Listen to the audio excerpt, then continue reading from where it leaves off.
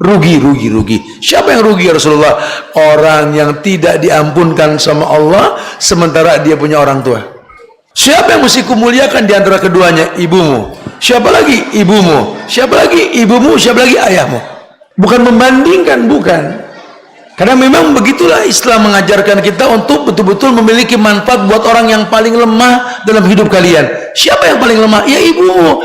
Ibumu yang sekarang kau benci, bukan ibumu yang 20 tahun yang lalu. Ustadz nggak ngalamin sih punya ibu seperti saya, Tan. Ibu saya, ya Allah, Ustadz. Nggak gitu bahasanya. Ada anak yang lahir, orang tua bermanfaat buat dia. Tapi tidak sedikit Allah lahirkan seorang anak, kelak bermanfaat buat kedua orang tuanya. Kita ini tidak bisa pilih takdir. Kita cuma suruh bersyukur atau bersabar. Hidup ini menerima takdir. Berpikirlah bagaimana mendatangkan manfaat. Dialah ibumu, dialah ayahmu. Orang yang mungkin gak sesempurna hayalanmu, tapi Allah pengen kamu mulia untuknya. Karena di mata agama kita, khairun nas anfa'uhum linnas. Sebaik-baik manusia itu yang paling bermanfaat buat manusia lainnya, bukan mengambil manfaat dari manusia lainnya. Silakan ambil manfaat, tapi memberikan manfaat lebih mulia. Bismillahirrahmanirrahim.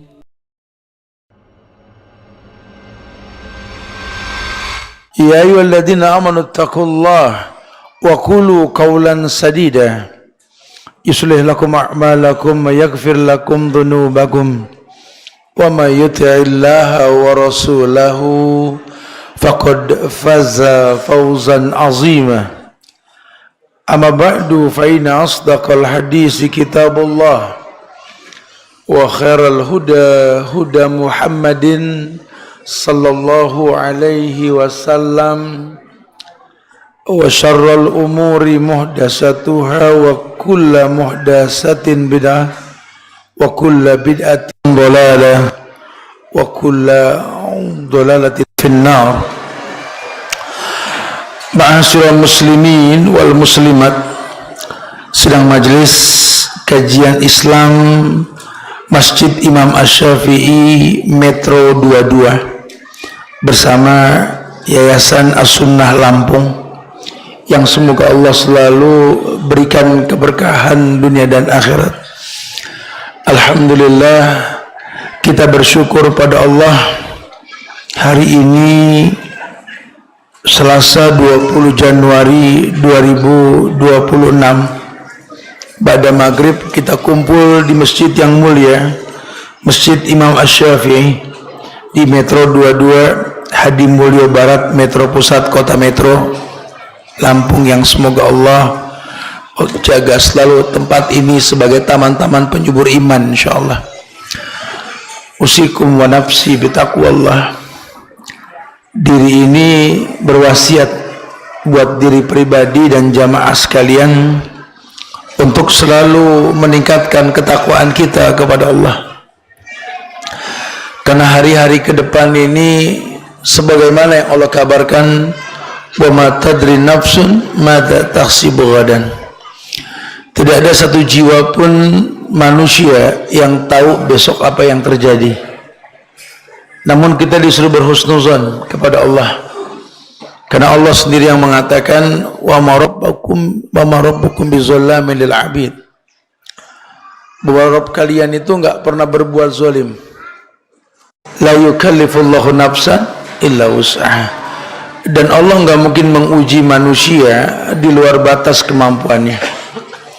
Sehingga kalau manusia dikaitkan dengan ujian dalam hidup, maka manusia mesti yakin ujian itu lambang cintanya Allah. Sehingga nanti akan banyak penyebab-penyebab Allah tolong kita ketika ujian menguji kita, gitulah. Salah satunya kita butuh ridho Allah yang ada pada ridho orang tua kita. Karena banyak orang lupa kalau dia meminta kepada Allah yang maha menciptakan sejuta kemungkinan. Enggak ada yang enggak mungkin buat Allah. Innama amruhu idza arada syai'an ayyakula lahu kun fayakun. Allah kalau sudah bicara kun fayakun, jadi maka jadilah.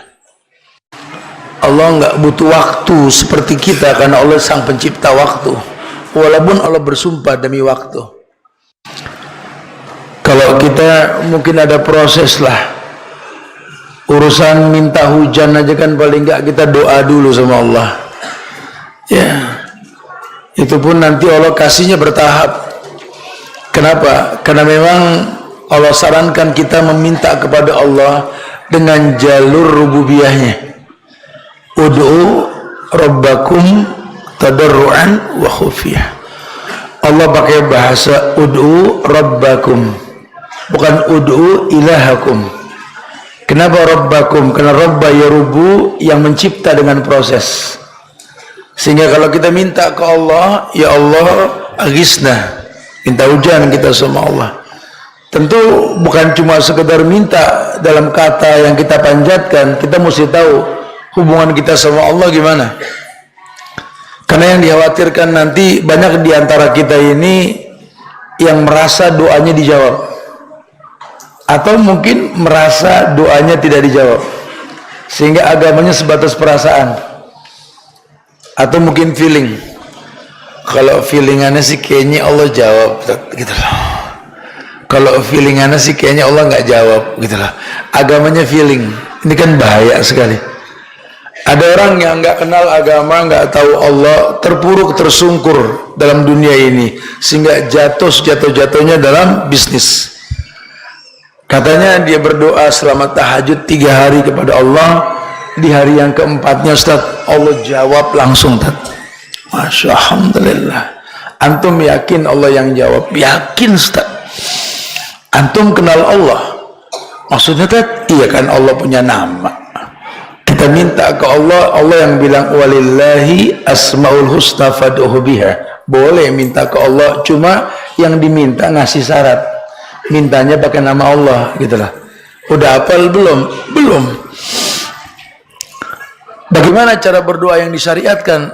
Emang ada aturannya, Ustaz? Nah, ini banyak orang nih yang kadang-kadang merasa apa yang dia lakuin itu benar, padahal dalam agama tidak dikatakan benar. Terus kenapa Allah jawab? Oh, kalau bicara kayak begitu juga banyak non-muslim juga diberikan nyaman dalam hidup. Itu rahmannya Allah. Rahmannya Allah, wasiat kulla syai'. Kalau Anda ke daerah Bogor, Jawa Barat, itu ada daerah puncak yang dingin, betul. Itu rata-rata hotel-hotel mewahnya itu milik non-muslim gitu loh. Mereka juga nyaman, bangun pagi, oksigennya bersih, suasana nyaman, iya. Terus apa ya doa dia selama ini dijawab sama Allah? Ya enggak lah, ya. Enggak begitu bahasa agama. Ada ikatan antara hamba dengan Tuhannya. Maka ketika Allah perintahkan ud'u rabbakum, ini kan amr, perintah. Minta sama Rabb yang menciptakan kalian, di mana kamu mesti ngerti bagaimana cara meminta dan tahu siapa yang diminta. Kemudian ingat kata Ibnu Qayyim al-Jauziyah, ketika doa dipanjatkan nanti yang terjadi 3. Yang pertama, Allah akan jawab langsung. Yang kedua, Allah tunda sampai tepat waktunya. Yang ketiga, Allah ganti dengan yang dibutuhkan, bukan yang diinginkan. Lagi-lagi kita ini disuruh bertawakal kepada Allah, akan ijabah yang kita pinta sama Allah. Cuma nggak usah khawatir, apapun nanti yang terjadi, jawaban yang diberikan sama Allah itu yang terbaik.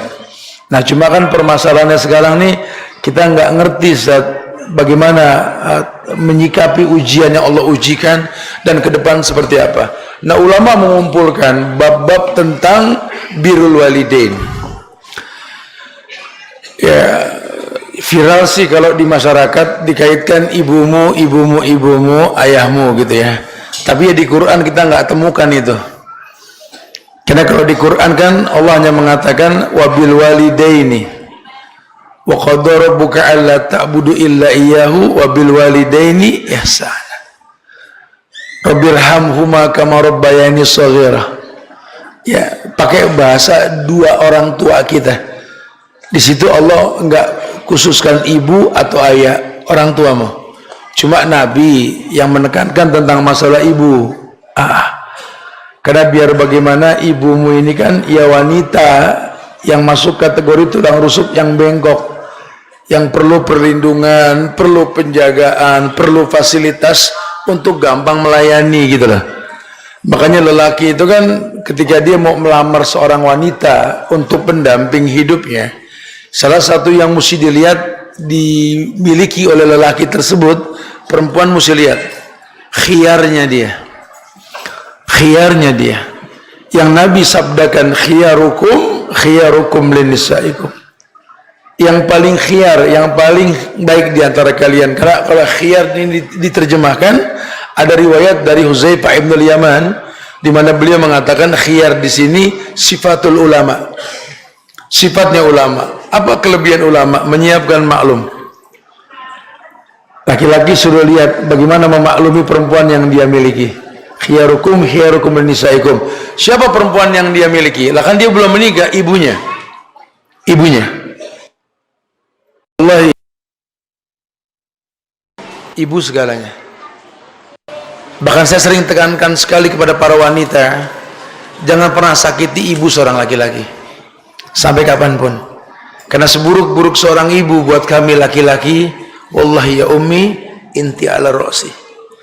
Ibu, kau di atas kepalaku, wahai ibu. Secantik apapun nanti istri kita, selucu apapun nanti anak-anak kita, sehebat apa orang memuji kita dalam sepak terjang bisnis kita, demi Allah jangan pernah nomor duakan orang tua kita, khususnya ibu. Ini ditekankan sekali ini, dan ternyata memang Allah sendiri menekankan muamalah yang dalam agama kita ini menjadi contoh di berbagai ayat Al-Quran. Salah satunya surat Al-Isra ayat 23 hingga 25. Allah pakai bahasa qadha, yakni maknanya takdir, pun bisa diterjemahkan ini merupakan perintah yang telah dipastikan. Wa qadha rabbuka alla ta'budu illa iyyahu. Sudah menjadi sebuah perintah takdir yang tak bisa dihindari dan dipungkiri. Allah perintahkan alla ta'budu illa iyyahu. Yang pertama ditekankan tentang ubudiyah, tauhid. Janganlah kau beribadah kecuali hanya kepada Allah. Wabil walidaini ihsana. Dan kemudian setelah kau beribadah kepada Allah dengan aturan main syahadat tentunya, kita mengatakan asyhadu an la ilaha illallah wa asyhadu anna muhammadan rasulullah. Ya, bukan cuma lipsting ya. Nanti ada pendalaman, saya yakin di sini banyak ustaz-ustaz yang masya Allah yang akan mengajarkan kepada kita semua tentang bagaimana bertauhid yang benar. Ya, karena bukan cuma kita yang disuruh membenarkan tauhid, bahkan para sahabat di ujung hayat Rasul pun Nabi berwasiat kepada para sahabat yang dimuliakan dengan sorga, kepada para sahabat yang Allah firmankan radhiyallahu anhum wa radu anhu. Allah ridha sama mereka, mereka pun ridha sama Allah.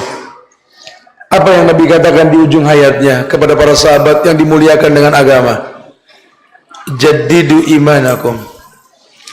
Perbaharui iman kalian. Dan tentu iman ini berkait tentang tauhid. Ya, kalau dimaknai iman memang keyakinan dengan hati yang diucapkan dengan lisan, dibuktikan dengan perbuatan, tentu mengarah kepada tauhid. Sekali kau mengatakan asyhadu an la ilaha illallah, tolong la ma'budu bihaqqin illallah. Jangan pernah kau menyembah kecuali hanya Allah. Tidak ada yang berhak diibadai dengan benar kecuali Allah. Maka ada rukun yang keluar namanya an-nafi dan isbat. Ketika kau mengatakan asyhadu an la ilaha illallah, aku bersaksi la ilaha illallah, ini penekanan tentang nafi dan siap sama Tuhan. At-tasbit menetapkan hanya Allah. Konsekuensinya jelas ya, dengan 7 syaratnya nanti: ilmu, yakin, ikhlas, jujur, kemudian mahabbah, ingkiyat, dan qabul. Baru wa asyhadu anna muhammadan rasulullah, dengan 4 konsekuensi. Ta'atuhu fima amar, mentaati perintah Nabi. Ijtinabu bima naha alaih, menjauhkan semua yang Nabi larang. Tasdiquhu fima akhbar, percaya dengan yang Nabi kabarkan walaupun sifatnya gaib. Gaib ma la ainun ra'at wa la udhunun sami'at wa la khatara ala kulli qalbin basar. Gaib ini ya mata belum melihat, telinga belum mendengar, hati belum bisa ngayalin. Cuma kan memang Allah yang berfirman, Nabi yang bersabda, konsekuensi cuma satu. Al-Ahzab ayat 36. Wa makana lil mu'minin wala mu'minatin idza qadallahu wa rasuluhu amran ayakuna lahumul khiyaratu min amrihim. Maka tidak ada pilihan lain buat orang yang beriman kecuali mengatakan sami'na ketika sudah turun syariat berbentuk firman dan sabda. Firman Allah dan sabda Rasulullah sallallahu alaihi wasallam. Ya, tekannya begitu. Baru Allah mengatakan wabil walidaini ihsan. Allah enggak mengatakan wabil walidaini khairan. Wabil walidaini thayyiban. Lah, ihsanan. Apa ihsan? Ihsan ini kan level ketiga setelah iman. Islam, iman, ihsan gitu kan. Ihsan ini apa? Anta budallah ka'annaka tarahu fa in lam takun tarah walakin Allah yarak. Di mana nanti kau beribadah kepada Allah seakan-akan kau melihat Allah. Kalaupun kau tak melihat Allah, kau yakin Allah melihat dirimu. Ini oleh Allah digandeng ibadah kepada Allah dan kepada orang tuamu ini ihsan. Maknanya ada tidak ada mereka, ngelihat tidak ngelihat mereka tentang sepak terjang kita dalam kehidupan. Tolong. Nah, tidak syarik wa huwa mu'min. Wal yazni zani inna zani wa huwa mu'min. Wala yasrabul khamr inda syarib wa huwa mu'min. Tidak ada orang yang mencuri ketika mencuri dia beriman. Tidak ada orang yang berzina ketika berzina dia beriman, tidak. Tidak ada orang yang minum khamr ketika meminumnya dia beriman. Nabi bilang tidak. Karena kalau ada iman, dia akan tahu di mana Allah mengerti apa yang kalian lakukan. Jangankan gerak fisik kalian. Ya'lamu kha'inatal a'yun wa ma tukhfis sudur. Bahkan Allah tahu mata yang berkhianat. Bahkan Allah tahu hati yang berbisik. Ya, di balik kacamata hitam kita bisa bolak-balik mata. Orang enggak ada yang tahu, Allah Maha lihat, Allah Maha tahu. Hati-hati. Ya. Begitu pula terbesit dalam dada kita. Wa ma tukhfis sudur kata Allah. Yang kau sembunyikan dalam dadamu pun Allah tahu. Ya, karena buat Allah takdir sudah selesai. Ima di awal sebelum penciptaan langit dan bumi 50.000 tahun sebelumnya, atau ketika bayi dalam kandungan berusia 40 hari yang ketiga. Yursalu alail malak wa yuktabu bi arba'i kalimat bikatbi rizki wa ajalihi wa amalihi sakiyun aw saidun. Ini sebenarnya dasar banget loh. Orang Islam mesti tahu, oh iya, kita ini on skenario. Lagi ngejalanin skenario kita nih. Ya, karena udah selesai takdir. Terus apa alasan kalian sampai masbuk? Apa alasan kalian sampai enggak sholat? Cuma buat urusan nyari rezeki. Kemudian minta maklum Tuhan. Bukankah rezeki telah ditentukan? Enggak, Ustaz. Aneh kalau enggak banting tulang, Ustaz. Aneh kalau enggak ngambil lembur, Ustaz. Enggak ada income tambahan gitu loh. Teori liberalisme nih ya. Antum yakin dengan antum lembur punya nilai tambah. Antum lupa bulan depan antum sakit, keluar lagi tuh duit buat rumah sakit. Terus gimana Ustaz? Ya udah maksimalkan saja seperti fitrahnya siang dan malam. Wa ja'alna lailan libasan wa ja'alna naharan ma'as khalas. Angka urusan Tuhan, cuma memang semakin ngefight, semakin banyak peluh yang kita keluarkan, makin berbobotlah rezeki yang didapatkan gitulah. Jadi kalau kita orang laki ini banting tulang, ya itu bukan menambah angka bilangan rezeki, kualitas. Kalau rezeki sudah selesai urusannya. Makanya kalau bicara nyari rezeki sampai sholat berantakan aneh, sampai nggak sempat baca Quran ya aneh. Dan ditambah anehnya kalau dikaitkan dengan ayat ini, kok ya sesibuk itu sampai kita lupa ada mata tua yang menanti kita. Sesibuk itu kita. Sampai kita lupa kalau ada orang yang selalu menganggap kita anak kecil di mata dia. Kita boleh tua bangka di mata orang yang lebih muda dari kita. Kita boleh dipandang dewasa oleh banyak manusia, tetap kita anak kecil di hadapan orang tua kita. Allah menggunakan bahasa wakhfid lahuma janahadzulli minar rahmah wa qur rabbirhamhuma kama rabbayani shaghira. Merendahlah kalian wahai manusia, bak piyik burung di hadapan induknya. Bukan menyembah, merendah. Merendah dalam artian di sini kita menganggap diri kita memang selalu ada di bawah orang tua kita, enggak boleh lebih. Karena Allah melalui lisan Nabi mengatakan anta wa maluka li abik. Kau dan yang kau miliki ini milik orang tuamu. Ya. Kamu cuma kloningan, kamu cuma silangan dua manusia yang karenanya Allah titipkan kebaikan. Bahkan Nabi mengatakan hal tunsoruna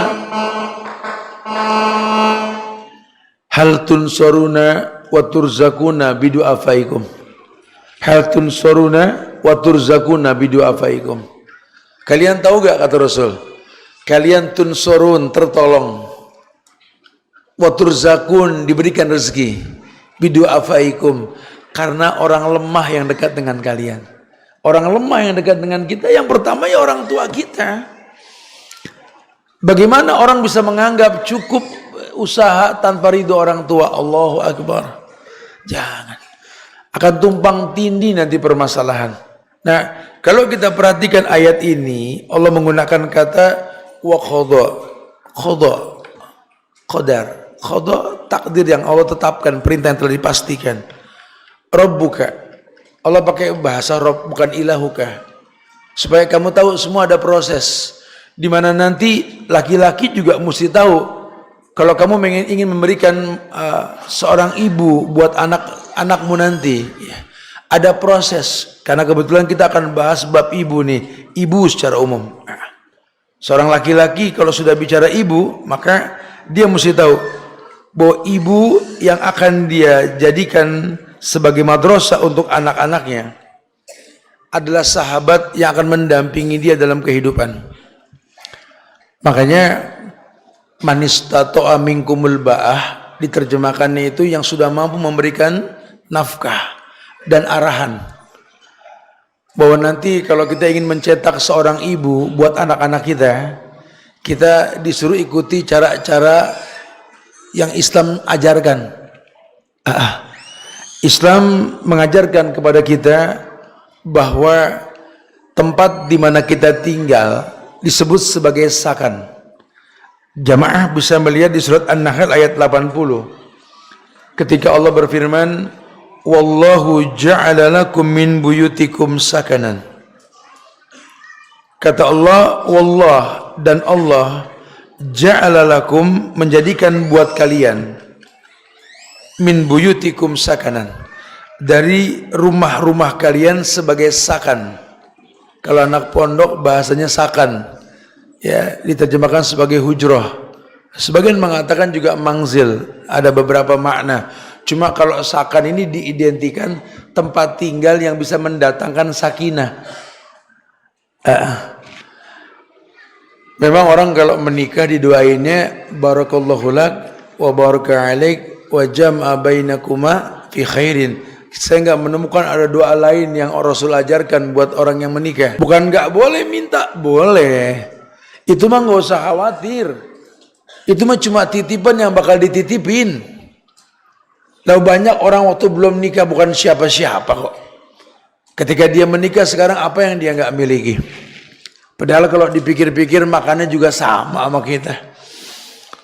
Nasi, paling sayurnya sop, asem atau lodeh, semur bantaran gitu loh. Sama, minumnya kopi. Yang kopi jadul maupun kopi kekinian, sama. Kok bisa beda ya kondisinya? Ya itu mah terserah Allah. Makanya rumus tajir di agama kita ini bukan pinter, bukan workaholic, pekerja yang total, bukan. Menyiapkan diri untuk dititipkan dunia oleh Allah. Islam bukan masalah kaya atau miskin, bukan masalah menang atau kalah, bukan masalah sakit atau sembuh, bukan. Tapi lebih kepada bisa gak kalau kamu mengalami keuntungan, kemenangan, kesuksesan, kamu bersyukur. Tapi kalau ternyata hidup tidak seperti yang kau inginkan, bisa gak bersabar?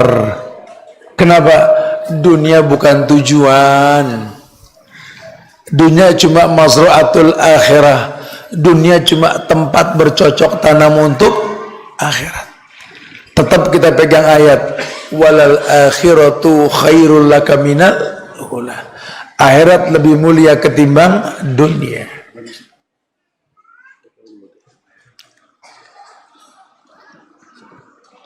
Ya, walal akhiratu khairul laka minal ula.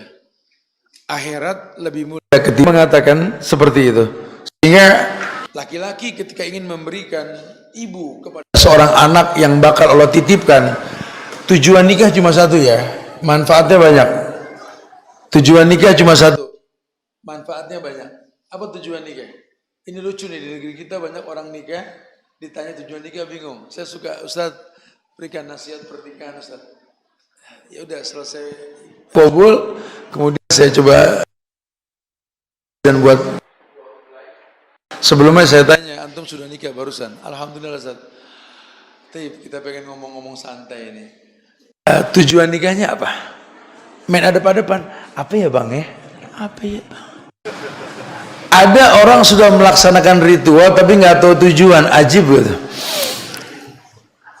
Padahal Nabi mengatakan tazawadul wadudul walud buat laki-laki nih. Karena kan nanti pada akhirnya kullukum ra'in. Setiap kalian pemimpin, tapi warajul ra'in fi baiti ahli. Lelaki pemimpin dalam rumah tangganya, nahkoda tentunya ya. Makanya nasihat Nabi itu ke laki-laki bukan ke perempuan. Kata Nabi, beliau mengatakan tazawadul wadudul walud fa inni mukassirun bikumul umam yaumal qiyamah. Wahai laki-laki, tazawadul wadudul walud, nikahlah kalian dengan al-wadud al-walud. Apa al-wadud? Perempuan yang penuh maklum, perempuan yang penuh welas asih, perempuan yang tahu bahwa lelaki yang menikahi dia itu adalah tambatan dirinya, karena dia bukan tanah asalnya, dia tulang rusuk dari bagian laki-laki. Adam dari tanah, Hawa bukan dari tanah, dari tulang rusuk. Sehingga laki-laki berilmu tentang kondisi perempuan kalau dia betul-betul paham wanita yang kau nikahi itu ya tulang rusuk yang bengkok. Dan semua wanita dalam hidup tulang rusuk yang bengkok. Dan Allah nggak ciptakan wanita untuk dilurusin, patah resikonya. Terus ya dimaklumi. Maksudnya maklum dia berbuat salah, bukan begitu. Buatkan media di mana mau nggak mau dia berbuat sesuatu seperti yang kau inginkan. Karena ijab kabul yang kau baca di hadapan mertuamu itu memindahkan tanggung jawab dari pundak ayah istrimu ke pundak kamu. Ketahuilah wahai wanita, setelah kau ijab kabul, mendengar ijab kabul suamimu, sekarang suamimu lebih dari ayahmu. Kalau dulu waktu kamu belum nikah nggak boleh bilang ah sama orang tua, fala taqul lahuma uff, nggak boleh bilang ah cih sama orang tua. Uff itu menghela napas sebenarnya. Kayak saya ini dipanggil sama ibu saya, Subhan, iya mah, tolong ambilkanlah segelas air buat mama. Sebentar Maya, ada kerjaan sebentar aja, tolonglah. Iya, itu haram. Wallahi haram. Kebayang itu ya, kebayang itu. Dulu sama orang tua, dulu sama orang. Sekarang sudah nikah, ya sama suami. Karena bakti seorang perempuan kepada suaminya, bakti seorang anak kepada kedua orang tuanya. Ya, ini kita lagi pengen mencetak seorang ibu nih. Jangan terlalu didramatisir kesannya kalau ibu udah harus dimaklumi terus. Ntar dulu, karena Imam At-Tantawi mengatakan bahwa justru belakangan ini di akhir zaman anak yang durhaka itu tidak sebanyak orang tua yang durhaka gitu loh. Ya, kita menekankan tentang durhaka anak kepada kedua orang tua, tapi kita orang tua lupa kalau anak ini lembaran putih yang kita warnai. Apalagi generasi milenial, generasi yang suka melihat bukan mendengar. Sementara kita ini orang tuanya nggak bisa membuat tontonan yang menuntun. Kita lebih suka memveto. Kamu gini-gini, kamu gini, titik, nurut gitu ya. Tapi perbuatan kita nggak seperti ucapan kita. Akhirnya anak komplain. Ya, akhirnya anak berbuat syirik. Apa kesyirikannya? Takut sama kita. Kita nggak didik mereka untuk menyiapkan maklum untuk kita. Kalau murid menuntut ilmu, ya, yang diharamkan litumari bihil ulama, menjadi hakim buat kesalahan gurunya, nggak boleh. Nah, anak ketika dia pandai nggak boleh menjadi hakim buat orang tuanya. Seperti istri ketika dia mengiyakan suami sebagai pendamping hidupnya yang bakal membawa dia ke sorga, maka demi Allah bukan menjadi hakim dalam hidup, tapi pendamping hidup. Ini yang Nabi contohkan ketika beliau memutuskan nikah dengan Khadijah. Kalau cantik nomor satu, Nabi nggak nikah dengan Khadijah. Wallahi, kalau bicara agama nomor satu pun sama. Kenapa? Nabi memilih Khadijah sebagai istri karena memang pendamping hidup. Dia butuh teman dalam hidup. Perempuan yang lebih tua 15 tahun dari dirinya, perempuan yang memang sudah bukan muda lagi, bahkan janda 2 kali, Nabi suami yang ketiga. Apakah Nabi nggak dapat gadis cantik? Siapa bilang? Buktinya di usia yang ke-52, 53 kalau nggak salah, beliau menikah dengan Aisyah. Awal Ghazwah. Itu ya, awal peperangan itu kan dimulai umur 50. Di negeri kita karena mindset Belanda yang tertanam sama kita, laki-laki kalau sudah umur 55 pensiun, langsung belaga tua. Ya saya udah tua, udah 55 tat. Ya saya sudah tua, udah suara udah mulai diserak-serakin gitu loh. Justru nabinya awal perangnya 55, 50 ke atas. Awal ghazwahnya Rasul. Ini kita suka dilemah-lemahin umur segitu gitu loh. Surat Al-Ahqaf ayat 15 ketika Allah berfirman, "Falamma balagu asuddah wa balagu arba'ina sanatan." Itu kan sinyal puncak umur itu kan 40 kata Allah kan. Arba'in, balagu asuddah. Arba'in, puncaknya umur 40 itu. Sehingga kalau umur 55 itu kan mundur sebenarnya. 41, 42 itu kan kayak umur 39, 38. Umur 50 itu kan kayak umur 30. Sehingga umur 55 itu kayak umur 25. Sedang muda-mudanya harusnya gitu loh. Nah kalau kita lihat sinyal ayatnya kan begitu ya. Apalagi di usia 55 itu sudah nggak ada, otak dunia sama kita sudah nggak ada. Ketika kita sadar umur yang Nabi kasih bocoran, umur ummati baina sittin wa sab'in, umur umatku antara 60-70. Ini yang udah mulai 55 ini udah gak usah banyak belagu, paling 2 kali pemilu lagi umur betul. Mau sombong gimana sih kita? Ini ya Masya Allah, ya nggak lama lagi. Terus kalau sudah begitu kan yang mesti kita siapkan apa? Keranjang surgawi kita sudah diisi apa? Karena nggak ada orang yang tahu kapan dia diwafatkan, cuma dapat bocoran kullu nafsin dha'iqatul maut. Pokoknya setiap yang bernyawa pasti maut, ada matinya. Kalau bicara pengetahuan, wa ma tadri nafsun fi ayyi ardin tamut. Tidak ada satu jiwa pun yang tahu di mana dia bakal diwafatkan. Dan kalau sudah bicara kematian, nggak bicara sakit. Kadang yang nengokin orang sakit malah ketabrak. Siapa bilang orang olahraga terus nggak mati? Saya sengaja olahraga biar sehat jadi nggak mati, gitu. Ya nggak gitu bahasanya. Kalau bicara olahraga, Islam juga tawarkan al-aqlus salim fi jismis salim. Akal yang sehat di badan yang kuat. Iya, jangan pakai bahasa Romawi men sana en corpore sano, nggak usah gitu. Al-aqlus salim fi jismis salim. Kenapa? Al-mu'minul qawi ahabbu innallaha minal mu'minid dhaif. Ahabbu ilallah. Orang beriman yang kuat lebih Allah sukai ketimbang orang beriman yang lemah. Itu sudah jadi dalil ya. Makanya kita pengen kuat, pengen sehat buat ibadah. Karena ibadah ini kan istita'ah, kemampuan. Walladzina jahadu fina lanahdiyannahum subulana. Orang yang bersungguh-sungguh dalam beribadah kepada kami kan kuberikan petunjuk pada jalan-jalan kami. Kesungguhan itu butuh kesehatan. Harus, Masya Allah.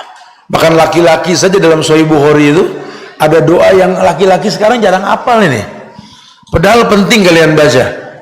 Kalau perempuan kan identik kalau doain pasangan, doain keluarga kan hablana min azwajina wa zurriyyatina qurrata a'yun. Kalau kita laki-laki lebih ditekankan inni a'udzubika min zaujatin tusayyibuni qabla al-masyib. Ya Allah, aku berlindung kepadamu dari istri yang bikin aku beruban sebelum waktunya, gitu lah. Lewat Rasul loh, ini Rasul yang ngomong, gitu lah. Antum gak usah hehe, gitu lah. Karena banyak diantara kita kajian tauhid, tapi berbuat syirik. Apa syiriknya? Takut bini. Hah? Subhanallah. Kalau kajian tauhid sama bini ke wedi. Bukan untuk ditakuti, untuk dibimbing, gitulah. Maka beliau menikahi Khadijah mencari pendamping hidup. Karena laki-laki menikah punya misi. Al-wadud, al-walud. Ayo laki-laki. Tujuannya cuma satu. Fa inni, kata Rasul, fa inni, bukan wa inni. Setelah kamu pilih al-wadud, al-walud, fa inni, maka sesungguhnya aku ini mukassirun bikumul umam yaumal qiyamah. Bangga dengan banyaknya umat. Banyaknya umat jangan diterjemahkan banyak anak. Mungkin iya, mungkin tidak. Karena tidak semua rumah tangga itu punya anak. Kalaupun ada, nggak semuanya banyak. Ya, mungkin iya, mungkin tidak jumlah anak. Tapi lebih kepada laki-laki menikah jadi suami yang baik, perempuan nikah jadi istri yang baik. Tujuannya itu. Makanya sejak awal kita menikah, kita yakin tidak nih bisa bermanfaat buat dia. Mindset laki-laki sekarang dan perempuan sekarang kalau nikah itu asas mengambil manfaat. Ketika dia mau menikahi seorang perempuan, ini nih yang Anda bisa manfaatin, gitu. Jangan. Atau perempuan ngelihat lelaki yang mau ngelamar dia kayak ngelihat ATM, digesrek nih, gitu loh. Ya, prospektif ini. Menjanjikan keuntungan dunia, gitu. Ya, enggak gitu. Ya, enggak gitu. Bukan begitu. Karena istilah rumah tangga itu kan rumah yang ada proses di dalamnya. Maka ketika dia memilih, sudah ajan, enggak ada. Azan dulu, fadhil, kita lanjutkan lagi nanti. Fadhil. Nah. Ya, silakan kumandangkan azan. Alhamdulillah. Hamdan katsiran thayyiban mubarakan fi kama yuhibbu rabbuna wa yarda.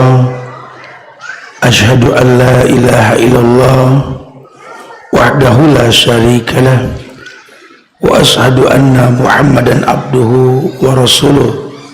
Amma ba'du, fa inna asdaqal hadis kitabullah wa khairal huda huda Muhammadin sallallahu alaihi wasallam wa syarrul umuri muhdasatuha wa kullu muhdasatin bid'ah wa kullu bid'atin dhalalah wa kullu dhalalatin finnar. Ma'asyiral muslimin, sidang majelis kajian Islam Masjid Imam Asy-Syafi'i Metro 22 melalui teman-teman Yayasan As-Sunnah Lampung. Ya, Islam menjelaskan tentang sosok seorang ibu yang pada akhirnya nanti Nabi merekomendasi untuk diutamakan 3 kali dalam ucapan beliau daripada suaminya, karena ada kelemahan yang dimiliki dan memang fitrah perempuan yang terlindungi. Tapi bukan aji mumpung, karena banyak sekali perempuan mengatakan, loh, ibumu ngandung kamu loh nak, ibumu. Apa dia lupa? Kum ra'in wa kullukum mas'ulun an ra'iyati wa rajulun ra'in fi baiti ahli wal mar'atu ra'iyatun fi baiti zawjiha. Ini penekanan gitu lah. Makanya ibu yang harus kita muliakan, ibu yang terbentuk karena proses.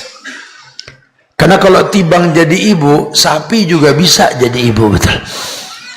Kalau Tibang jadi ibu, unggas pun siap menjadi indukan buat anak-anaknya. Itu hukum sebab akibat lah. Ya. Ada hubungan lawan jenis, terjadi kehamilan, maka dia jadi seorang ibu, betul. Padahal dalam agama kita, ta'zimnya tentang ibu, al-ummu, Ini karena memang Allah jadikan doa yang paling mustajab nanti di muka bumi adalah doa seorang ibu kepada anak-anaknya. Karena ada jasa yang nggak bakal terbayar. Nggak bakal terbayar, wallahi. Cuma ibu yang seperti apa gitu loh. Ibu yang sejak awal Nabi jelaskan kepada laki-laki, wahai laki-laki, tungkahul mar'ah li arba'in. Perempuan yang kau nikahi, yang akan kau jadikan ibu untuk anak-anakmu, dinikahin itu karena 4 alasan. Yang pertama, limaliha. Perempuan yang punya harta. Bukan anak orang kaya, bukan.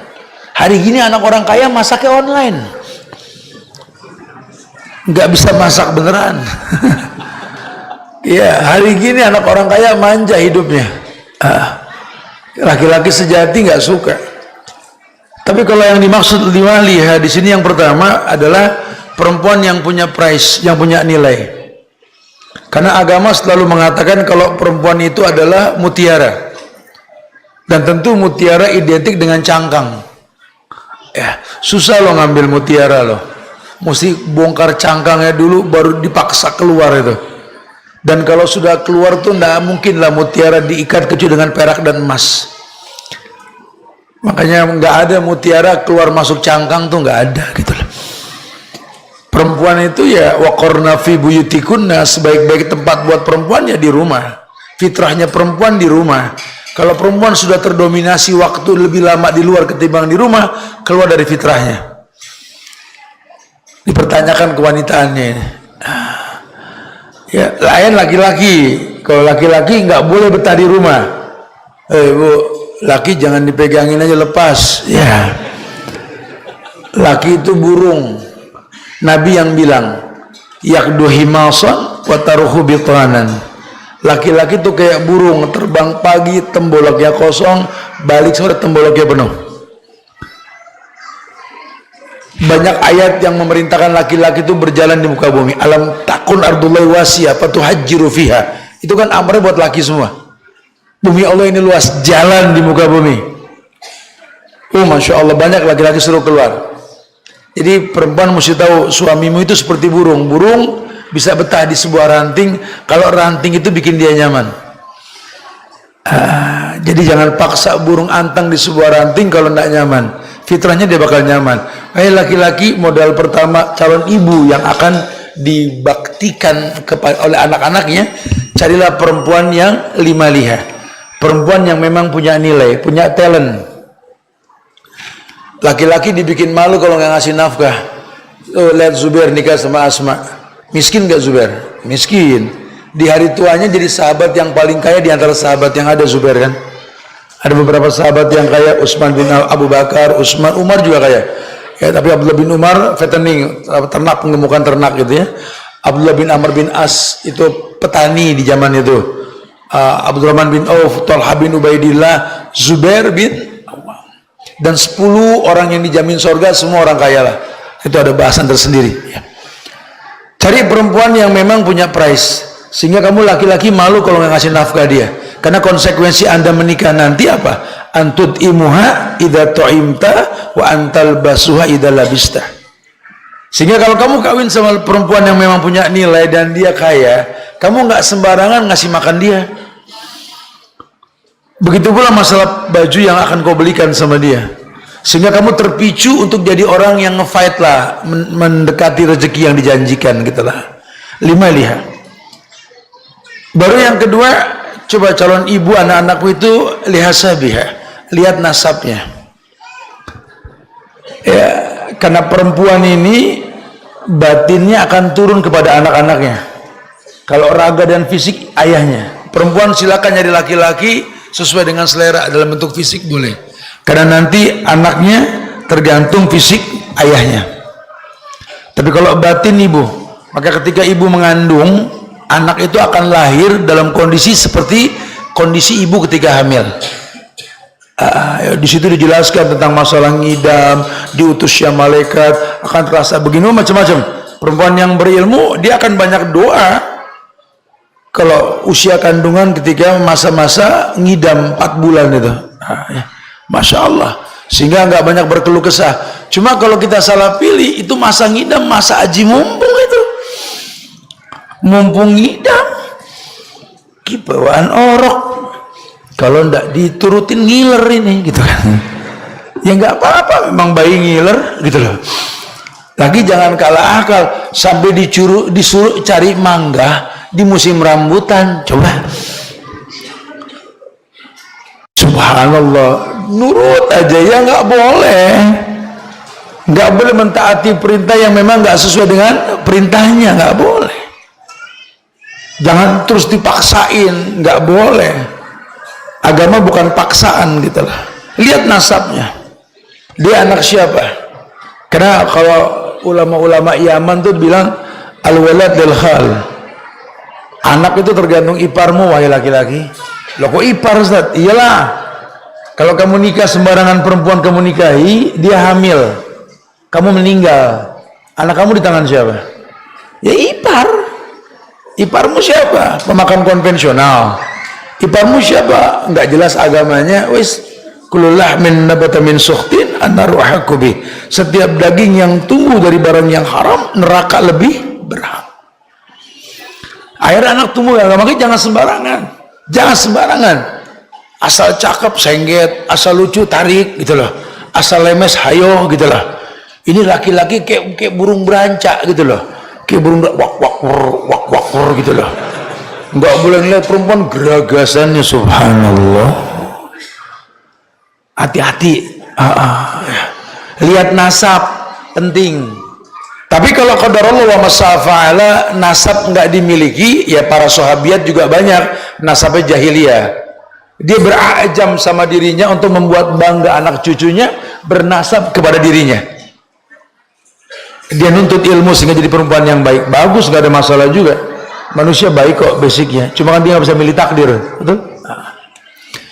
Lihat nasabnya. Baru yang ketiga, ibu yang akan kau jadikan sebagai ibu anak-anak kalian, li jamaliha.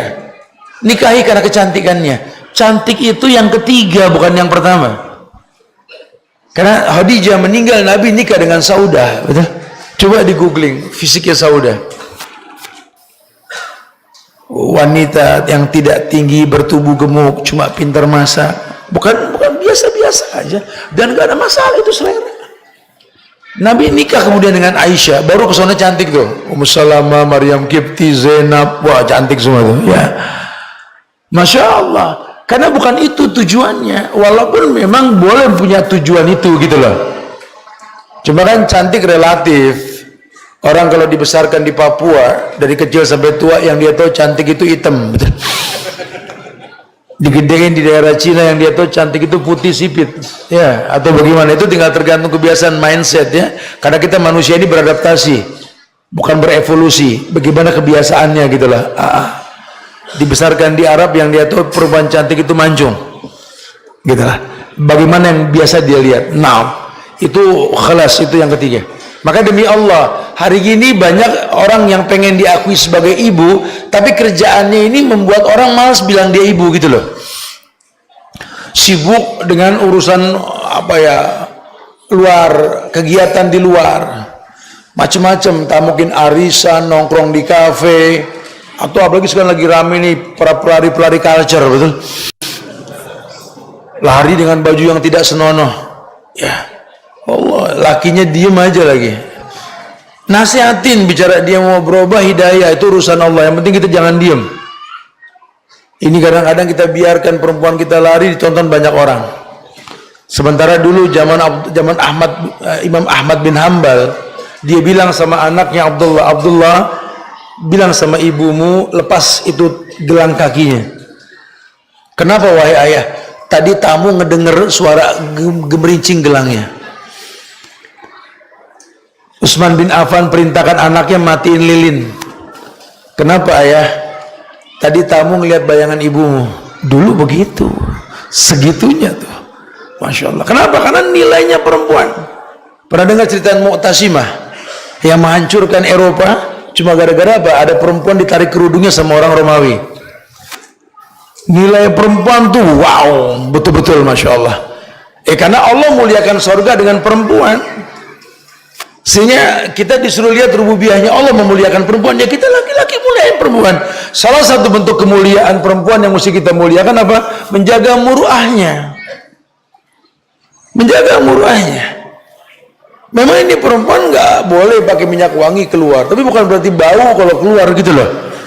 Kan minyak wangi dengan sabun beda, tetap sabun wangi, pakai deodoran nggak ada masalah, bedak yang nggak berlebihan. Tapi kalau sampai pakai minyak wangi haram, ada bab tersendiri nanti ya. Cuma kan kalau di rumah nggak apa-apa, dia nggak boleh pakai minyak wangi kalau keluar rumah. Di rumah mak, ya Rob, masya Allah, pakai gayung makanya boleh gitu loh. Antum jangan pelit juga sama bini gitu loh, beliin minyak wangi yang banyak buat di rumah gitu loh, sehingga antum masuk ke sorga bukan masuk ke pintu neraka. Karena baiti, tau gak yang ngomong itu siapa? Perempuan namanya Aisyah. Laki-laki nggak pernah bilang baiti jannati, itu perempuan yang bilang baiti jannati, rumahku sorgaku.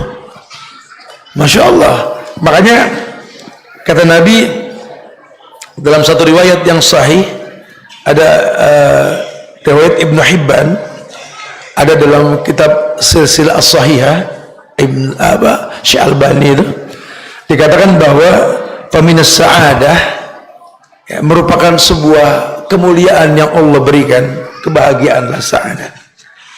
Al-mar'atus solihah, yakni lelaki itu punya perempuan yang solehah. Taroha fatu'jibuka, ketika kau memandang dia, kau tu'jib, kamu bilang ajib. Ajib itu bukan enak, menakjubkan. Orang kita suka salah ngomong tuh, makan enak, ajib. Ajib dari mana? Ladzid. Kalau ajib kan menakjubkan, delicious gitu ya, gitu loh. Tu'jibuka, naam.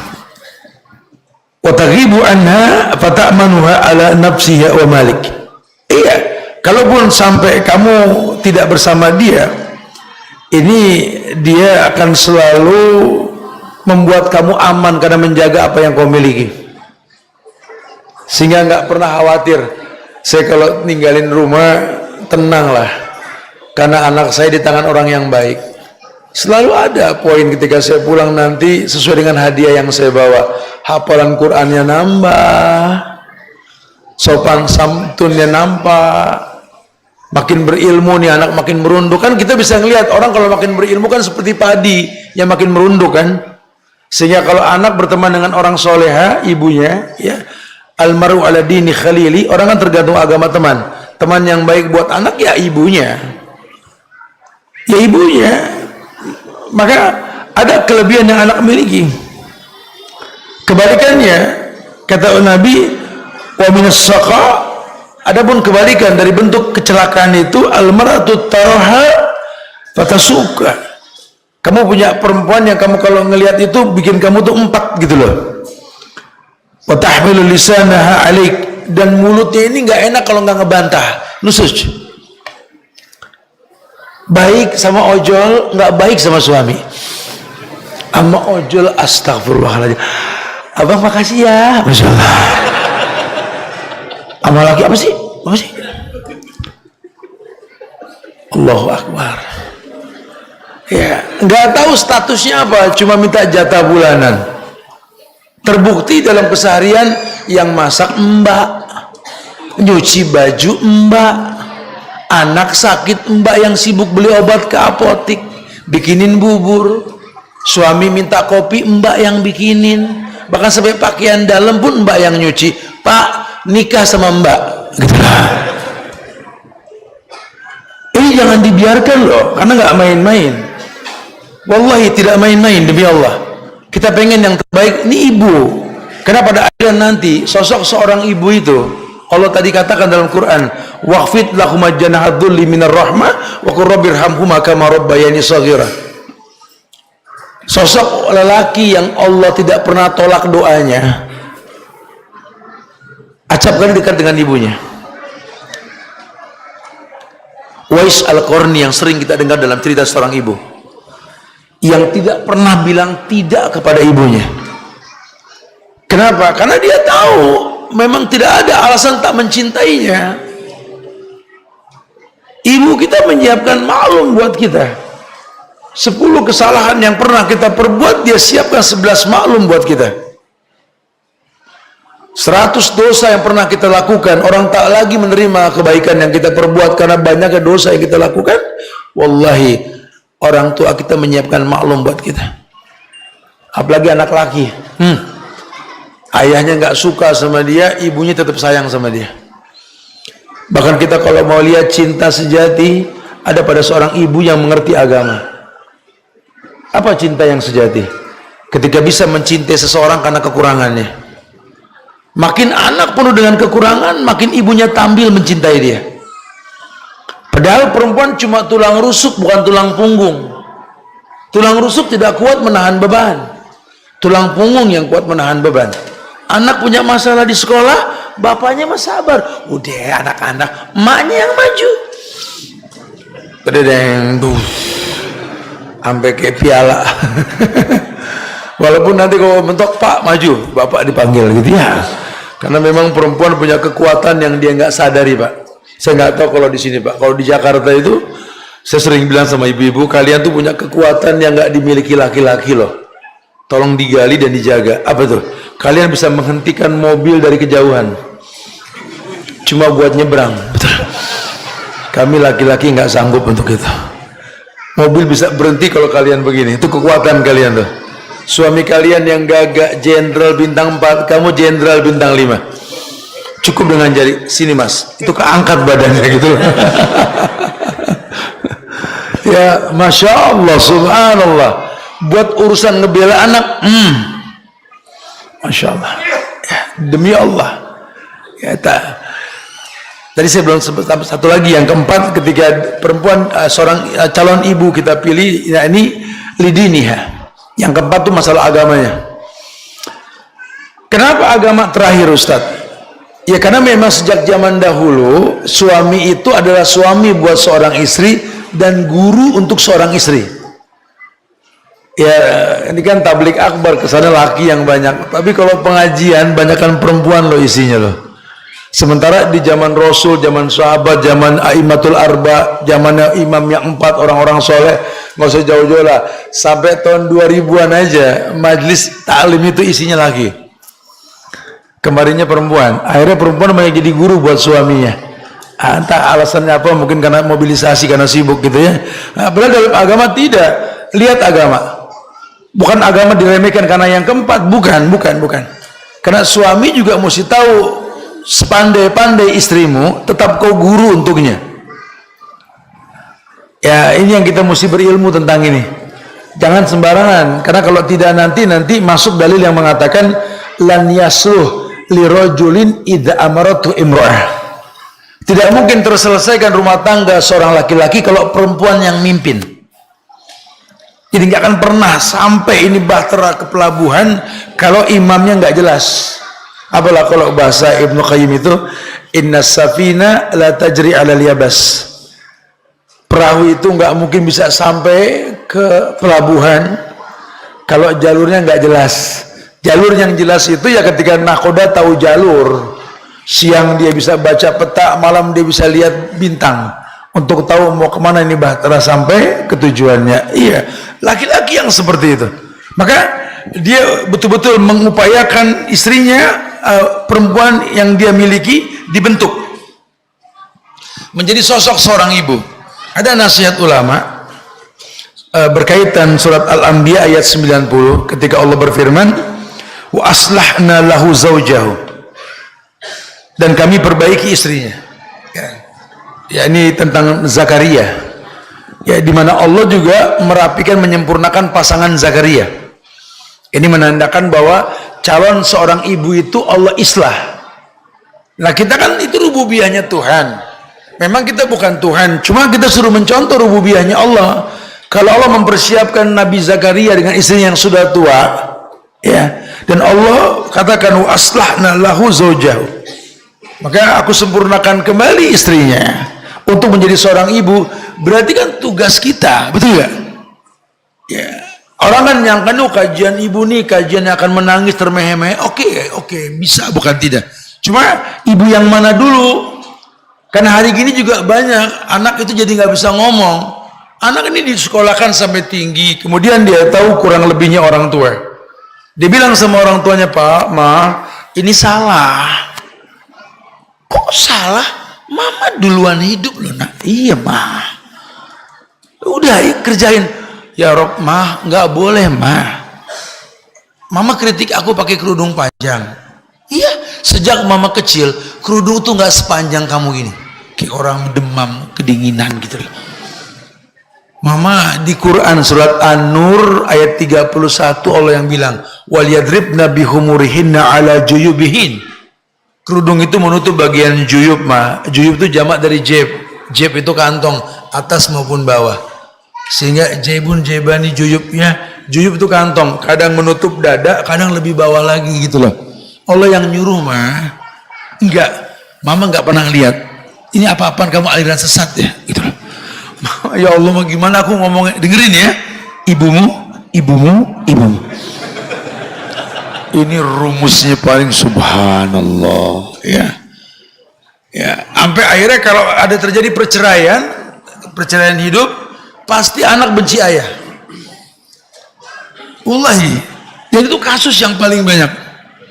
Anak diprovokasi, atau mungkin bahasa lebih lembut lagi, anak diajak koalisi. Padahal kalau pemimpin salah kan kayak orang sholat, imam salah cukup ingetin subhanallah. Kalau perempuan dengar imam salah, tepuklah. Ya, imam suruh tahu itu berarti kamu salah, ada yang ingetin gitu lah. Jangan imam salah, makmum teriak, turunin imam, ganti imam, jangan begitu. Tarik lehernya, turun, nggak aja gitu. Justru kalau suami lagi nggak ada, anak berkeluh kesah tentang ayahnya, Mama, mumpung ayah nggak ada, aku pengen ngomong deh. Ayah kayaknya makin hari makin kayak galak deh, mah. Pulang ke rumah cuma ngomel doang, cuma gini doang. Ibu yang baik kan akan mendidik anak supaya nggak durhaka. Subhanallah, dia orang capek, sayang. Ayahmu menikah sama Mama juga pengen tinggal di rumah bareng-bareng seperti Mama sama kamu. Cuma dia laki-laki nggak bisa seperti itu, sayang. Dia mesti berangkat pagi pulang sore, menggadaikan dirinya pada dunia untuk diberikan rahmat oleh Allah buat kita. Dia juga orang yang lelah, sayang. Diingetin terus, sehingga kalau pulang ke rumah dia capek, wajarlah, dia manusia lelah. Kita maklumin, sayang. Itu yang baik. Sehingga anak, oh gitu Maya, iya sabar ya. Ini ada nggak, Mah? Mumpung ayah nggak ada nih, Mah. Ya Allah, Mah, ayah tuh begini. Kata Mah, nah kan, udah tahu kan? Mama 20 tahun sama dia gitu. Waduh. Ini akhirnya anak durhaka nanti sama orang tuanya. Imam mungkin dia takut karena kesyirikan, takut sama orang tua, atau sudah nggak respect. Masih ingat gak sih zaman-zaman kita dibesarkan sama orang tua kita tahun-tahun 70-an kemarin ini? Ya Rob, itu ayah buat kita keramat loh. Saya suka agak bandel, suka pakai sendal ayah saya. Ibu saya bilang, punya orang tua lepas, nggak boleh. Nggak boleh pakai sendal sepatu orang tua. Saya kalau mau makan ambil piring air, pakai piring sendiri, itu piring orang tua. Gelas juga sama. Keramat, orang tua tuh keramat betul-betul. Sampai kalau pagi saya selalu lihat minum makanan buat siapa, Mah? Ya buat ayah kamu. Kan nggak selamanya diminum dimakan juga. Biarin kewajiban saya orang istri kepada dia. Dulu tuh begitu. Hari gini kan meja kosong. Kalau pagi bersih amat nih meja. Lu nggak minta kata gitu. Jadi ya, ayah nggak keramat gitu loh. Ini gimana sih? Bagaimana nanti melahirkan generasi robbani? Sementara kan kita pengen menikah itu kan memperbanyak umat, tadi salah satunya kan jumlah anak. Umat yang bagaimana? Ya umat yang tentu di atas syariat. Umat yang didoakan, Allahumma barik li ummati fi bukuriya. Ya Allah, berikan berkah pada umatku di pagi hari. Yang kita berangkat pagi, ibu bangunin anak pagi, nggak ada tidur pagi, haram kan tidur pagi. Ini kan tidak. Kadang-kadang kita berangkat lelah di luar, semua merem di rumah, cuma nunggu dibagi kalau sore. Ya Rob, tidak ada usaha untuk saling melengkapi di antara kita. Dia bukan pendamping hidup, dia hakim dalam hidup. Ini bukan rumah tangga, ini kejaksaan agung ini. Isinya saling hujat, saling caci, dan ini sangat disayangkan sekali. Makanya berlandaskan Al-Anbiya 90 ini, masuklah kejelasan ulama yang menekankan tentang yang pertama, metode memperbaiki seorang wanita untuk menjadi seorang ibu. Ya, perempuan juga mesti sadar kalau laki-lakinya lembek, bilang, mas dengerin, aku tuh pengen sama laki-laki yang tegas, dengerin Ustadz ngomong, tolong setelah ini praktekin ke aku, bukan aku takut sama kamu, cuma aku takut sama Allah gitu loh. Aku dibawa bukan ngebawa mas, tolong kamu yang tegas sedikit, yang greget. Laki-laki tuh nggak sibuk dengan sosial media mas, laki-laki tuh tegas dalam menyampaikan sesuatu, sampaikan. Yang pertama, kata ulama, calon seorang ibu itu harus makhlukin fi maksyatil khaliq. Kalau ibu yang nggak baik, ngajar yang nggak baik, kita nggak boleh patuh kan? Ya. Tapi kalau ibu yang baik, no complain, nggak ada komplain sudah. Bifadlik ya ummi, demi Allah ummi, yang utama adalah engkau. Bahkan ada ulama yang sedang berkhutbah di atas mimbar, ibunya panggil dia. Dia turun dari mimbar, ya. Kemudian dia tanya, ada apa ibu? Kasih makan ayam dulu, kasih makan ayam dulu. Habis itu dia balik ceramah lagi. Untung bukan khutbah Jumat. Subhanallah.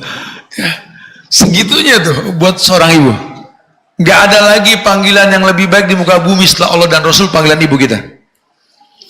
Makanya aneh kalau sampai ada laki-laki setelah dia menikah lupa ibunya, tuh aneh. Cuma karena perempuan yang cantik yang dia nikahi, cuma karena dia dimuliakan dengan jumlah anak yang ada. Demi Allah, jangan nomor duakan orang tua kalian. Tapi tolong perhatikan calon ibu ini dalam masalah ibadah. Karena agama mengatakan idza sholatil mar'a khamsaha wa shamat sahraha wa hafazat farjaha wa ata'at zawjaha, itu ibadah perempuan. Ya, rapikan sholat yang 5 waktu. Perempuan nggak disibukkan dengan yang sunnah. Udah yang wajib rapihin. Shamat sahraha Ramadan saja. Bukan nggak boleh yang sunnah, pastikan Ramadan utang bayar. Mumpung baru masuk bulan Sya'ban nih. Ya. Hafazat farja, tolong jaga auratnya, tutup auratnya. Ata'at zaujaha, patuhi suaminya, itu ibadahnya itu. Qilalaha, akan dikatakan kepada dia, udkhulil jannah min ayyi abwabi syi'ti. Dan laki-laki tolong tekankan masalah yang wajib saja dulu. Ini jangan main-main. Ini enggak, kadang-kadang laki-laki yang diingetin sama istrinya, sholat jangan lupa gitu lah. Ya harusnya kita yang ngingetin. Karena kalau istri berbuat salah, tanggung jawab kita di hadapan Allah. Memang ala taziru waziratun wizra ukhra, orang nggak terbebani oleh dosa. Cuma ijab kabul kita ini memindahkan tanggung jawab ke pundak kita dari pundak ayahnya. Sehingga apapun yang istrimu lakukan, kamu mesti tahu. Wallahi kamu mesti tahu. Ya, bahkan banyak dikiaskan oleh ulama tentang azimnya akad nikah itu. Maka perhatikan ibadahnya.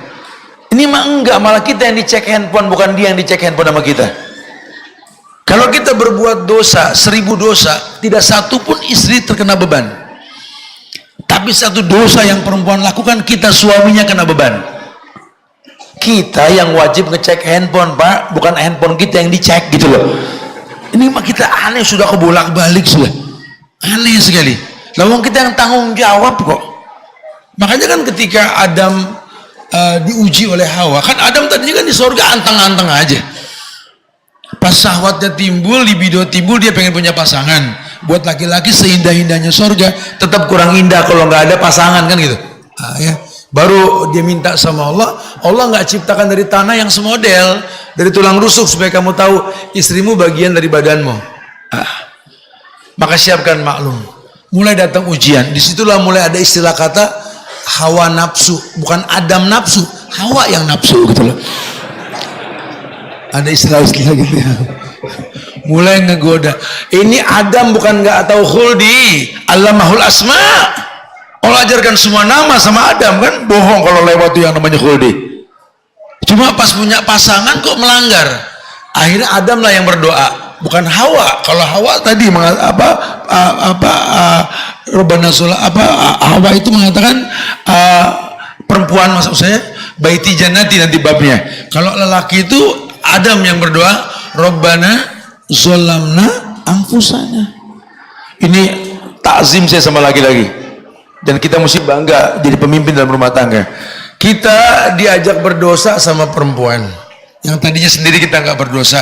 Ketika terjadi dosa, yang kita minta maaf tuh bareng-bareng. Rabbana zolamna anfusana. Artinya apa? Duhai Tuhan kami, Tuhan Adam dan Hawa. Zolamna anfusana, Adam dan Hawa telah berbuat zolim. Wa in lam taghfir lana, kalau kau tak ampunkan kami, Adam dan Hawa, lanakunanna minal khasirin, kami Adam dan Hawa rugi. Dia bawa istrinya dalam doa dia. Ibu tanya sama diri ibu, udah berapa lama ibu nggak doain suami? Sudah berapa lama kita nggak mendoakan pemimpin? Sementara kita pernah dengar bahwa doa itu merubah takdir. Kita kesel dengan takdir bersama dia, tapi kita nggak pernah minta sama Allah untuk menjaga hati dia. Ini yang sangat disayangkan. Sementara kita diperintahkan untuk itu, jaga ibadahnya. Kedua, upaya peningkatan keimanan. Ayo didik istri atau didik anak-anak perempuan kita, gadis-gadis kita ini untuk bangun malam dan sholat tahajud. Belajar muhasabah diri. Karena memang sepertiga malam Allah turun ke langit dunia. Latih kepekaan. Mungkin dia kesal sama anaknya, kalau malam dia bangun, ajarkan doa uizukuma bi kalimatillahi tamah. Lihat anak sedang tidur. Sekesal-kesalnya kita sama anak, kalau ngelihat anak lagi tidur melas gitu. Akhirnya doa kita akan banyak membasahi badan dia. Bangun malam, wana sunniyam, orang tidur. Ya, jangan sampai ini gara-gara nikmat hubungan dalam rumah tangga ini membuat kita nggak pernah bangun malam. Jangan, kata ulama itu. Yang kedua, didik dia untuk merutinkan baca Quran, karena dia maka sering di rumah. Nabi mengatakan, la taj'alu buyutakum maqabir. Jangan jadikan rumahmu seperti kuburan. La yusma' kalam Allah. Enggak terdengar Quran dibacakan. Rumah yang tidak dibacakan Quran seperti kuburan. Kenapa? Karena zaman Nabi tidak ada orang ngaji di kuburan. Jangan kau jadikan rumahmu seperti kuburan. Didik pasangan kita untuk baca Quran di rumah. Syukur-syukur kalau dapat penghafal Quran, kemudian fasilitasi dia untuk selalu membaca Quran. Bikinkan mihrab kecil, musola kecil di rumah, tempat dia untuk bermunajat kepada Allah. Yang ketiga, yakni didik dia untuk menghafal zikir pagi petang. Kita berangkat pagi, dia berzikir, dia doakan kita dalam sholat duhanya untuk kita. Dia jaga rumah tangga suaminya ketika suaminya nggak ada. Masya Allah, betul-betul suami datang ke rumah mendatangi sorga. Ya, sorga ada wildanun mukhalladun, ada anak-anak kecil yang, kalau di sorga tuh malaikat-malaikat kecil yang bawa air itu ya. Kalau di kita ini rumah, ya anak-anak kita yang lucu lah dijaga. Kita pulang tuh, Bu, kalau laki-laki sudah berumah tangga, Bu, ya. Nanti kalau dia pulang ke rumah, jangan heran kalau ditanya anak bukan ibu. Ya. Ibu dan habis-habisan, tetap suami yang ditanya, anak-anak mana? Loh mas, aku dandan nggak dipuji, anak dulu, mana anak? Lihat anaknya rapi, Masya Allah, makasih ya udah jaga anak-anak aku. Ya Allah, jadikan tangan yang merapikan anakku tangan penghuni sorga, ya Allah. Ini kalau datang pulang kantor, pulang safar, ngeliat anak pakai mochi Bandung, subhanallah, belepetan bedaknya gitu loh. Rumah berantakan, kotor semua, bau. Allahu Akbar, katanya baiti jannate. Apa iya sorga bau asem gitu loh? Apa iya sorga bau busuk, isinya orang nangis, isinya orang berantem, seburuk-buruk rumah yang paling banyak teriakannya. Ajarkan zikir, suruh dia menghafal banyak doa, anjurkan banyak bersedekah, karena Nabi sunahkan perempuan supaya sering bersedekah. Ya, istri kita bersedekah, kita keluarga nggak banyak, suruh masak lebihan, nanti bungkus kasih pengemis, kasih orang miskin, kita lebih kasih, nggak apa-apa. Biasakan kita juga jangan bakhil, dan perempuan nggak boleh nikah dengan laki-laki yang bakhil, dengan laki-laki yang suka mukul, sehingga dia bisa menghulu laki-laki yang bakhil, bisa menghulu laki-laki yang suka mukul. Ajar dia supaya tahu itu. Ya. Jangan bakhil, ini aku lebihkan buat belanja, ya nanti kembaliannya sudah buat kamu lah. Nggak usah ditagih lagi, mana kembaliannya, nggak usah begitu, kelas. Ya, bahkan di luar itu pun bisa kita kasih namanya hadiah, di luar kewajiban yang namanya nafkah.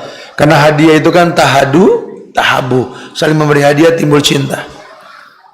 Kemudian kata ulama, buatkan perpustakaan kecil di rumah. agar dia diam di rumah tuh ada buku yang dibaca buat berdiskusi nanti ketika ngobrol berdua tentang buku yang dibaca. Jangan kalau ketemu yang diomongin duit aja, duit, yang diomongin penyakit aja, sama temennya olahraga, sama temennya ngomong ini ngomong itu, yang asik-asik nongkrong di kafe depan laki, merinding emang, meriang nih, omongannya seputar merek obat gitu loh. Gimana orang mau betah? Bilang sama temennya ngomong tentang dunia dan isinya gitu loh. Aduh. Biasakan mendengar rekaman-rekaman yang bermanfaat di rumah. Kemudian pilihkan teman yang solihah. Ini al-jar gobladar. Kayak kita milihin tempat tinggal, lihat dulu lingkungannya, baru beli rumahnya. Lihat tetangganya, baru beli rumahnya, kata Nabi. Al-jar gobladar. Lihat tetangga, baru beli rumahnya. Kenapa? Kita bakal ninggal bini, ninggal anak di mana? Di lingkungan yang baik. Al-mar'u ala dini khalili. Kemudian baru yang terakhir kata ulama, jauhkan dari segala keburukan dan pintu-pintunya. Lebih baik mencegah ketimbang mengobati. Nggak apa-apa dibilang bawel, dibilang kok kayaknya keras, ini nggak, demi Allah bukan keras memukul, memaki, kita nggak boleh memaki, mencaci istri kita nggak boleh, ya, mengalah lah wahai laki-laki, ya, tapi tegas boleh. Karena lebih baik mencegah, darul mafasid muqaddam ala jalbil masalih. Kalau bisa dibentuk dengan metodologi yang seperti ini, dia jadi seorang ibu, di mana nanti anak lakinya akan mencintai ibunya terlebih dahulu baru yang lain, bukan membandingkan cinta. Kenapa? Sense of belonging, kepedulian, kepekaan bahwa dia melindungi seorang ibu, bukan menelantarkan ayahnya, bukan.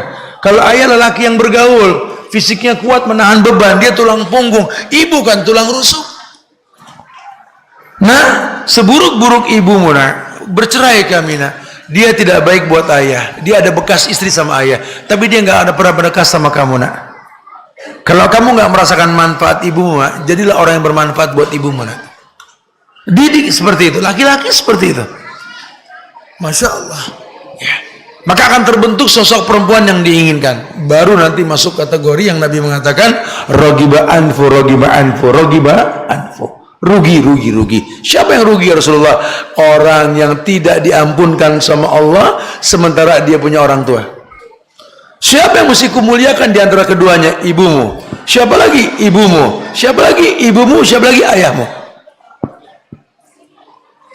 Bukan membandingkan, bukan. Karena memang begitulah Islam mengajarkan kita untuk betul-betul memiliki manfaat buat orang yang paling lemah dalam hidup kalian. Siapa yang paling lemah? Ya ibumu. Ibumu yang sekarang kau benci bukan ibumu yang 20 tahun yang lalu. Ustadz nggak ngalamin sih punya ibu seperti saya, Tan. Ibu saya, ya Allah Ustadz, nggak gitu bahasanya. Ada anak yang lahir orang tua bermanfaat buat dia, tapi tidak sedikit Allah lahirkan seorang anak kelak bermanfaat buat kedua orang tuanya. Kita ini tidak bisa pilih takdir, kita cuma suruh bersyukur atau bersabar. Andai kita bisa memilih, andai saya bisa memilih, demi Allah saya pengen jadi anaknya Khadijah, istri Rasul, perempuan yang menjadi pendamping Rasul, perempuan yang dikirim salamin sama Allah. Andai saya bisa memilih, saya pengen jadi anaknya Rumaisah binti Milhan, saudara Anas bin Malik, yang wujudnya masih di dunia. Nabi lihat sedang berwudu di istana emas milik Umar di sorga. Andai aku bisa memilih, aku pengen jadi istrinya Asia, jadi anaknya Asia, perempuan yang sabar menghadapi Firaun. Andai aku bisa memilih, dan seterusnya. Kita akan menghayalkan takdir. Cuma sudah hidup ini menerima takdir. Berpikirlah bagaimana mendatangkan manfaat. Dialah ibumu, dialah ayahmu, orang yang mungkin gak sesempurna hayalanmu, tapi Allah pengen kamu mulia untuknya. Karena di mata agama kita, khairun nas anfa'uhum linnas, sebaik-baik manusia itu yang paling bermanfaat buat manusia lainnya, bukan mengambil manfaat dari manusia lainnya. Silakan ambil manfaat, tapi memberikan manfaat lebih mulia. Wallahu a'lam bishawab. Mudah-mudahan Allah jadikan istri kita ibu yang baik buat anak-anaknya, insyaallah ya. Syukur jadi pasangan yang baik buat kita, pendamping hidup kita dunia dan akhirat. Atau kalau tidak, Allah gantikan dengan yang lebih baik lagi nanti, insyaallah ya. Dan kita juga berdoa selalu semoga anak-anak kita menjadi anak yang gak ada komplain dalam takdir. Kalau memang dia gak merasakan keuntungan sosok ayah dan ibu, dia berpikir bagaimana bermanfaat buat ayah dan ibunya, insyaallah ya. Taib, itu aja yang bisa disampaikan. Wallahu musta'an. Silakan, mungkin ada yang mau ditanyakan. Akhiru da'wana alhamdulillahirabbil alamin. Nah. Ya, ini ada pertanyaan pertama ini. Waduh, ini biasakan kalau bertanya itu soalnya pendek, jawabannya yang panjang ya. Jangan soalnya panjang terus jawabannya pendek. Oke, iya gitu aja ntar. Ya, adab akhlak dalam bertanya itu pendekkan soal agar panjang jawabannya nanti gitu ya. Karena sudah kajian sejam lebih, suruh baca koran lagi capek nanti ya. Taib. Kita pilah-pilah dulu nih.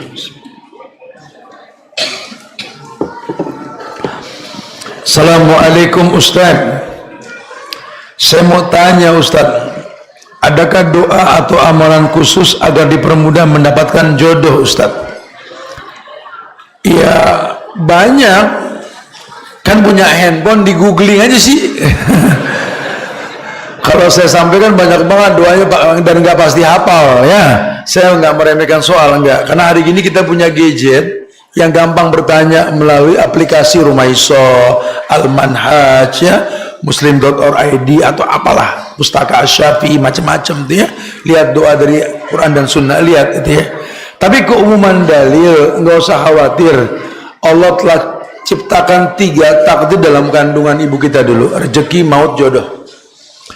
Kok saya belum dapat prasangka buruk? Ayat yang bilang wadzalikum zannukumul ladzi zonantum birabbikum ardakum fa asbahtum minal khasirin.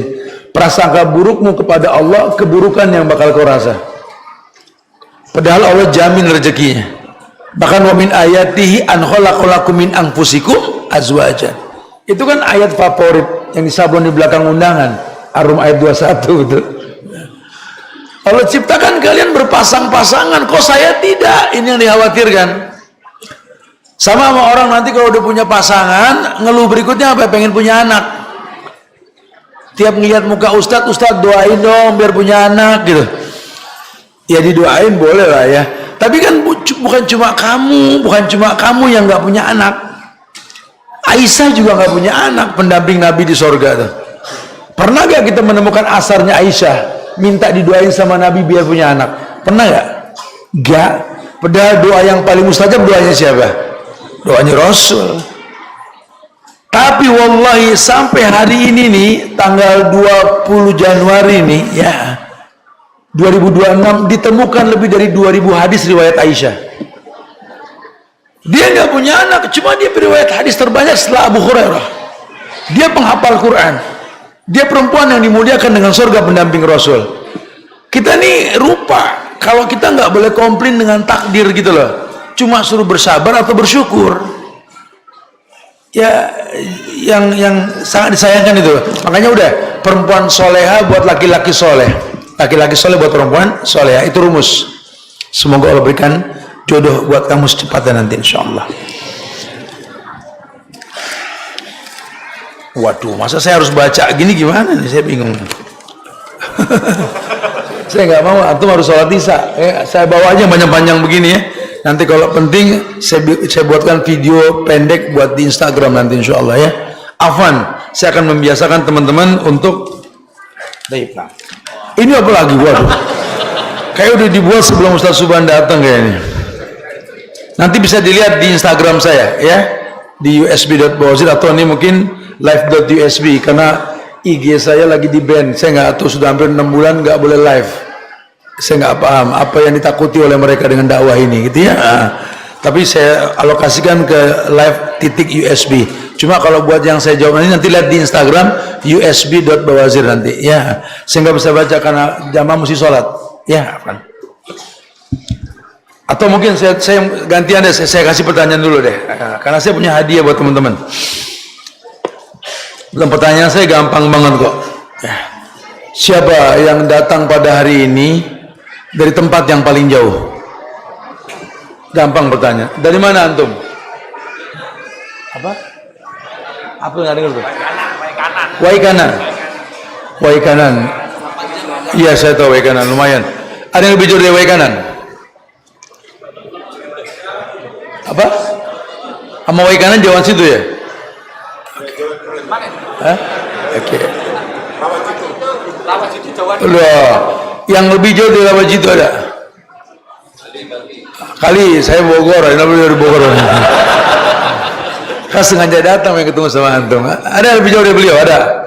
Harus paling jauh ya. Sengaja datang ya, bukan transit ya. Antum pakai apa? Hah? Mobil. Nanti anak isiin bahan bakar di tangki di sini tuh. Minta sama panitia nanti ya. Ada yang datang pada hari ini bawa keluarga paling banyak. Antum, istri, anak, berapa orang gitu ya? Atau antum, istri, anak-anak saya nggak tahu. Ya, kalau berani, sok ya ngomong. Berapa orang antum? 6 orang. Antum, anak 4, istri 1 ya, 2 aja 6 ya. 6. Ada yang lebih dari 6. Pakai mobil pastinya. Ya. Ada yang lebih dari 6. Antum berapa? 7. Naik motor. Oh mobil. 6 ya, 7. Oh, Masya Allah, lebih banyak nih 7 nih ya. 7 paling banyak. 7 paling banyak. Yang 7 boleh bro, nanti kasih bro ya. Atau minta sama panitia nanti ya. Disuruh Ustaz Suban. Ya. Ada yang datang hari ini yang usianya paling tua. Fadhal. 6, antum apa? 62, masih 62 ya. 62 ya, Masya Allah ya, sedang puncaknya karirnya Abu Bakar itu. Fadhal, ada yang lebih dari 62? 72. Oh, barakallahu fikum, Masya Allah. Ini 72, ada yang lebih dari 72 ada? Yang perempuan ada, lebih dari 72? Ada yang lebih dari 72 laki-laki? Berapa? 76. Oh. 76, 72. Antum Pak? 73. 72, 76, 73. Oke. 72, 73, 76. Ini paling tua 3 kali ya. Perempuan saya nggak dengar, ada yang lebih tua nggak perempuannya? Nggak ada laki mewakili ya. Ini yang 72, 73, 76, 33 dapat nih. Ya, buat jajan barang cucu nanti insya Allah. Tolong ya, kita salut loh sama beliau loh. Di usia kayak gitu masih mau duduk di majelis loh. Kita belum seumuran dia udah ngomongin merek obat terus, betul? Semoga Allah jaga berbanyak umur insyaallah ya. Khairan man tala Allah sunna amalu. Doakan kita nih yang belum terlalu tua apa supaya istiqomah insyaallah ya. Barakallahu fikum. Ustaz, bagaimana bakti dengan orang tua ibu yang masih hidup dan yang sudah meninggal? Kalau bakti masih hidup ya temui dia. Kalau kamu perempuan, berbaktilah sama suamimu, itu baktimu pada kedua orang tuamu. Sehingga di waktu kosong kamu tetap minta izin suami untuk bertendang kepada orang tuamu. Ya, kalau kita laki-laki demi Allah, jangan pernah menomordukan orang tua kita. Karena ridhonya Allah ada di ridho orang tua. Kalau orang tua sudah ridho, Allah ridho sama kita, tidak ada gunung tinggi yang nggak bisa kita daki, nggak ada lautan luas yang kita nggak bisa seberangi, nggak ada bumi terhampar nggak bisa kita pijak, nggak ada yang sulit. Sulitnya masalah kita karena jauh dari ridho orang tua kita. Ya. Itu aja bisa disampaikan. Wallahu musta'an, semoga manfaat. Minta maaf pada kekurangan, jaga ukhuwah di antara kita. Doakan diri kita, keluarga kita. Doakan di majelis ilmu kita, Yayasan As-Sunnah kita dan Masjid Asy-Syafi'i kita ini. Doakan pula negeri kita Indonesia agar dijaga ukhuwah kebangsaannya, tidak gampang terprovokasi oleh orang yang menginginkan kerusakan. Doakan para pemimpinnya semoga diberikan hidayah insyaallah ya. Dan doakan teman-teman kita di Padang, Aceh, Tamiang, Tapanuli, Sumatera Utara maupun Barat, semoga diberikan kesabaran. Kita ini dengan teman-teman MBI Muslim Indonesia sedang on the way menuju sana. Ya, sedang membuat beberapa tempat penampungan air bersih untuk urusan Ramadan. Ya, bantu semoga diselamatkan sama Allah insyaallah ya. Itu aja kali, wallahu a'lam bishawab. Kita tutup dengan kafaratul majlis. Subhanakallahumma bihamdika asyhadu an la ilaha illa anta astaghfiruka wa atubu ilaik. Assalamualaikum warahmatullahi wabarakatuh.